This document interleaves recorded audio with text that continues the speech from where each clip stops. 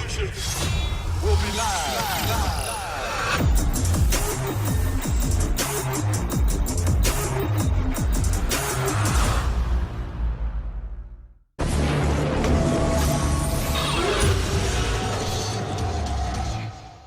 Alright, YouTube fam, another quick update.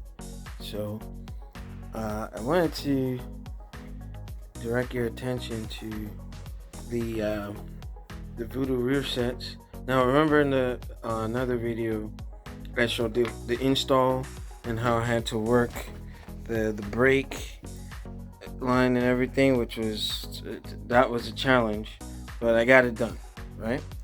So today, I was, I hope this camera picked up some of the footage.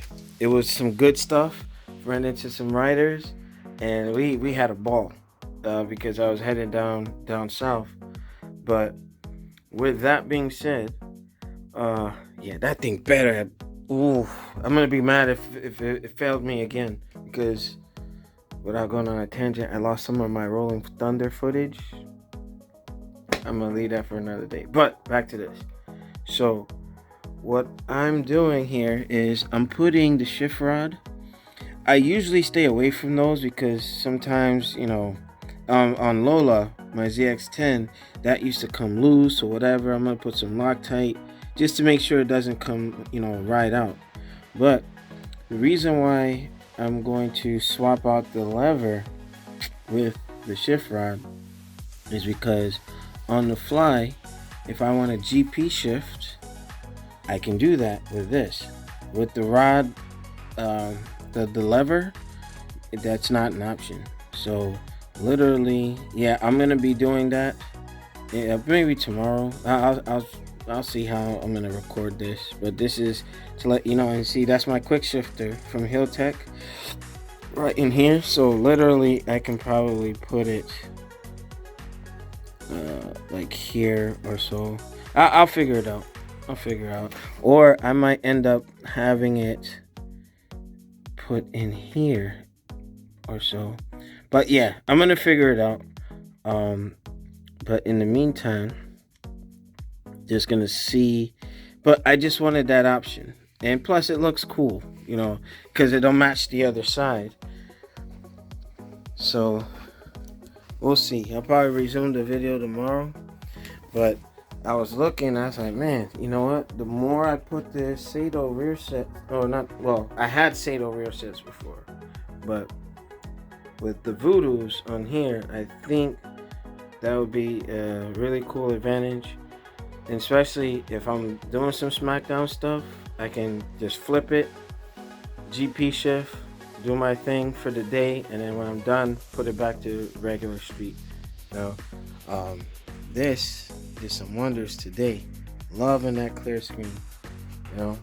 Like it made a major difference. As a matter of fact, I was able to do some stuff with that helmet. I'm gonna have to say my other helmets are not conducive for racing and tucking. This has the best field of view.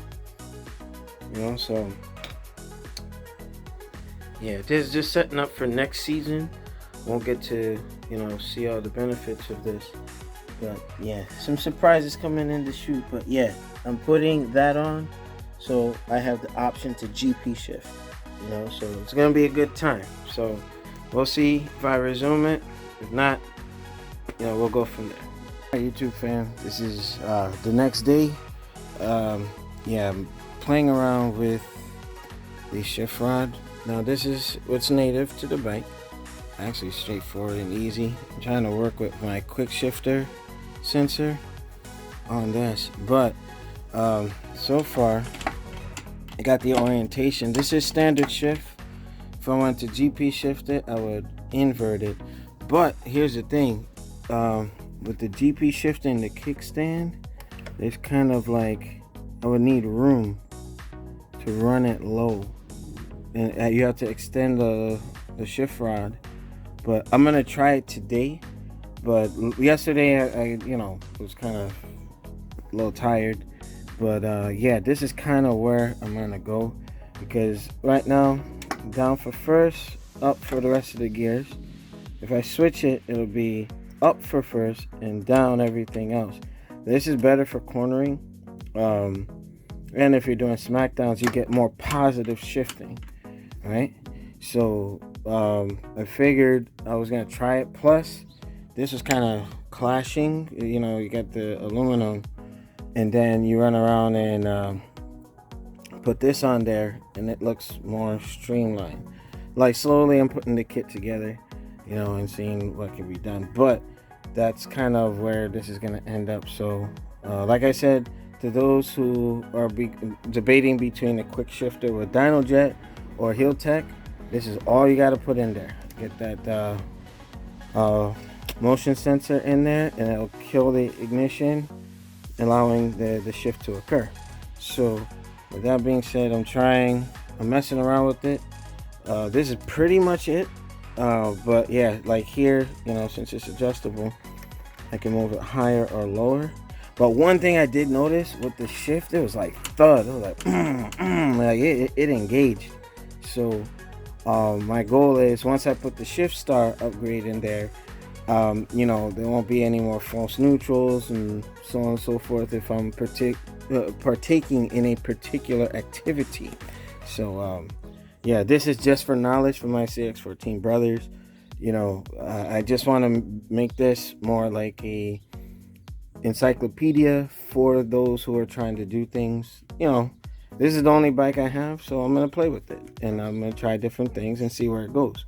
But yeah, I am gonna try to adjust this here and there, because also you want to make sure you mark your lever. So I actually put the line in there too, so I want it close to where it was. So obviously this is a little bigger, so I just want to make sure, you know, all is set. But I did line it up yesterday. This again, this is just for knowledge. If you guys know a better way to do this, leave it in the comments below. I don't know everything, I learn as I go, but yeah, experimentation will be a thing. I wanted that just so that I have the option to GP shift when I do go to the track next season and I'm fully recovered, or if I want to, you know, on the fly, just flip it, go out and do some fun with Mac and the guys. So I'm going to add extra stuff. So once you have everything in place, so I got the quick shifter and I marked where I want the linkage to be. So you see here that the shift rod, you can actually raise and lower it. I prefer it lower because I'm tall. And then you know, like right here, get yourself some Loctite, and then you just, you know, get everything set up, you know. So just something I wanted to add beforehand. You know, like I said, I'm learning it as I'm going along, but yeah, completely adjustable. I highly I think I'm happy. I actually got on the bike, I was testing it. It felt really good, and it was like it really engaged. So I you know, like I said, I'm just sharing info. For me, the lower the better. So I'm just engaging it a little further. I put some Loctite in here while I'm at it, you know, because I'm not going to be moving that thing anytime soon. But you get the gist. This has been this episode. Probably in another vlog, I will actually, you know, try the GP shift and see how it goes, and we'll see what happens there. Make sure you rate, comment, and subscribe. And if you like the video, or if you watch the video, just hit that like. It goes a long way, and it's not too much to ask. All right, the man, the myth is the expert of the Alex Lexus. I'm outie. See y'all later. Peace.